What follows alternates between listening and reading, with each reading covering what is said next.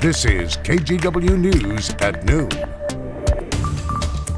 What a mild, sunny November day. These live pictures tell the story at the coast and here in the Rose City on your Friday afternoon. Thanks for joining us. I want Rod to start us off this noon in the Weather Center with more on those temperatures. Yeah, it's nice, most spots. The coast, Brenda, to me is really stealing the show. Look at all the folks out taking a stroll on the beach, enjoying it. This is Lincoln City from our Schnook Winds Casino Resort camera. The sea's coming in about 3 feet, 57. We thought the coast would get up to 60 today, 57 right now. So I would say 60 is a good bet. By the way, part of my weather story is not the beauty of right now, but a front coming in tomorrow. And if you are going to be at the coast over the weekend, the storm swells will be building up to about 18 feet. Tomorrow night into Sunday. More on that coming up. But for now, here are the temps. Portland's up to 50. We're at least going to be mid-50s, and we'll see how much we can race in the next 2 to 3 hours in terms of some warming. Now notice Salem 51, Kelso only 42. Why is that? We still have some areas of low clouds that have not cleared. Kelso Airport up in Cowlitz County is one of those chilly spots. Pendleton is one of those chilly spots where there are low clouds that haven't got out. So not everybody's enjoying the sunshine, but we are here in the Rose City. I still think we have a chance to get as warm as 58 degrees. It's going to be mainly clear for you this evening. And then coming up, as I mentioned, we have a Saturday front. Here's Saturday evening. It's going to be a pretty little fierce system as it rolls through. We'll talk more about that in detail coming up. Brenda? See you then. Thanks, Rod. Clark County now confirms it was hit with a sophisticated cyber attack last month. The county is currently figuring out how much data was potentially compromised. The cyber attack happened on October 21st. At the time, it caused issues including trouble with processing voter registrations. That has been fixed, and the county's network is once again secure. Clark County says there's no indication that employee or resident information was impacted. Well, there could be some movement on one of the big sticking points in the teachers' strike in Portland Public Schools. The latest union proposal removed caps on class sizes. Instead, teachers with higher numbers of students in class want to be paid more. A spokesperson for PPS says this is moving in the right direction, but not a viable option because it would be too expensive. Today, the two sides plan to continue bargaining over class size and planning time. Once those issues are resolved, they'll talk pay raises. In the meantime, we caught up with some high school seniors who are stressed that they won't be back in class until after Thanksgiving at the earliest. They're missing key deadlines as they get ready for college. Thomas Schultz has the story. Yeah, it's not fun. November is generally a stressful month for high school seniors, writing college applications, collecting recommendation letters, and accessing their high school transcripts. Then submitting all that paperwork on time. Though this year, Portland Public School students are stressed for another reason.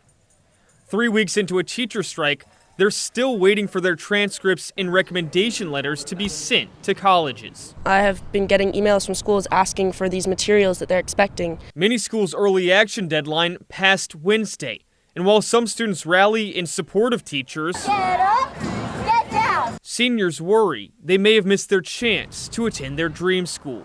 I was hoping to apply to Seattle U's nursing program, and it's very competitive and hard to get into. And I needed a letter from my two teachers and my counselor, and I'm really bummed out that I may not be able to go there because of this. Portland Public Schools says students should contact their principal and the district, who will ask colleges to be flexible with deadlines. Already, the Pacific Northwest Association for College Admissions has asked schools to work with Portland seniors. Still, as the strike continues, missed school has made deadlines and applications much more challenging. And normally I would be able to go to my teachers, go to my counselors, whoever, and ask them to send these materials, but I can't. Thomas Schultz, KGW News. And stay with KGW for the latest on the strike. Look for updates on KGW.com and streaming on KGW+.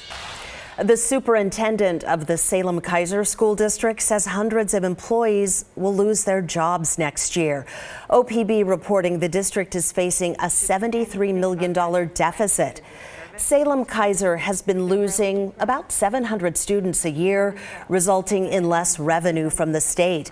It's also dealing with the end of federal pandemic dollars.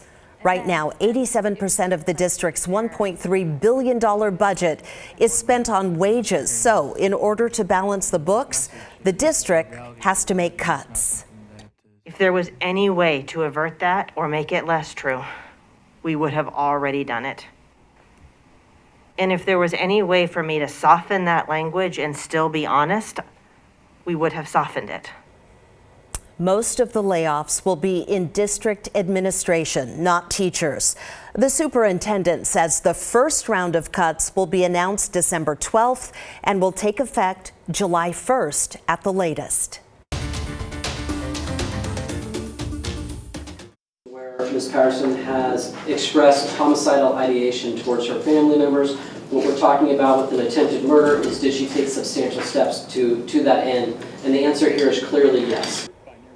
Multnomah County prosecutors made their case that a Washington woman arrested for firing a gun at PDX is a threat who should remain in jail without bail. A judge agreed with the deputy DA, and Laura Patterson will stay behind bars until her next court appearance later this month. Yesterday, she pleaded not guilty to several charges, including 4 counts of attempted murder. No one was injured Tuesday night when she fired shots into the air, but the scare sent people running in the terminal. Court records paint a picture of a mentally unstable woman. She reportedly told a bystander she was crazy and fired shots because she wanted to. The documents also reveal Patterson told police she didn't intend to hurt anyone, but she was thinking about killing family and wanted someone to stop her. She will be back in court coming up on November 27th. Well, thanks to the help of a popular Facebook group, police were able to arrest 4 people and recover a stolen car. Around 10 o'clock last night, a member of PDX Stolen Cars alerted police about a stolen car in a grocery store parking lot in Southeast Portland. Officers stopped the car near 145th and Division and arrested 3 people, but another person ran away. Police set up a perimeter and told people in the Centennial neighborhood to shelter in place because they believe the suspect may have a gun. Well, just before 1 a.m., police made an arrest. KGW's Ashley Grams is talking to the person in that Facebook group who first tipped off police. You will hear from them tonight on the news at 5. The city of Vancouver will open its 3rd Safe Stay community on Monday. It's on the corner of 11th and Esther, about 2 blocks from Esther Short Park.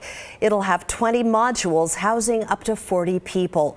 We reached out to Vancouver City Manager Eric Holmes, who said the city expects this safe stay to connect residents with housing resources, reduce chronic homelessness, and reduce public safety calls in the area.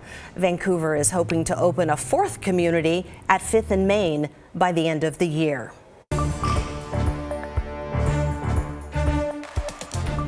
It is true that a command and control node was underneath that hospital, and that Hamas has used that hospital not only for storage of weapons, but also to house some of their fighters. That's John Kirby, spokesman for the National Security Council. He says the White House is confident. The video you're seeing right now is a Hamas tunnel below Gaza's largest hospital. Today, Israeli Defense Forces remain inside Al-Shifa Hospital searching for evidence. Meanwhile, in parts of southern Gaza, Israel dropped leaflets late last night warning residents to evacuate before planned airstrikes. Shortly after dropping the leaflets, Israeli tanks started shelling homes believed to be connected to Hamas terrorists. A hospital in the area was quickly inundated by injured patients, many of them children. The most recent death tolls show 11,500 people have been killed in Gaza and 1,200 killed in Israel. President Biden signed a temporary spending bill averting a government shutdown at midnight. He signed it late last night. The spending package keeps government funding stable for 2 more months while lawmakers work out a longer-term solution. The measure passed the House and Senate by wide bipartisan margins this week, but lawmakers are still at odds over wartime aid for Israel and Ukraine.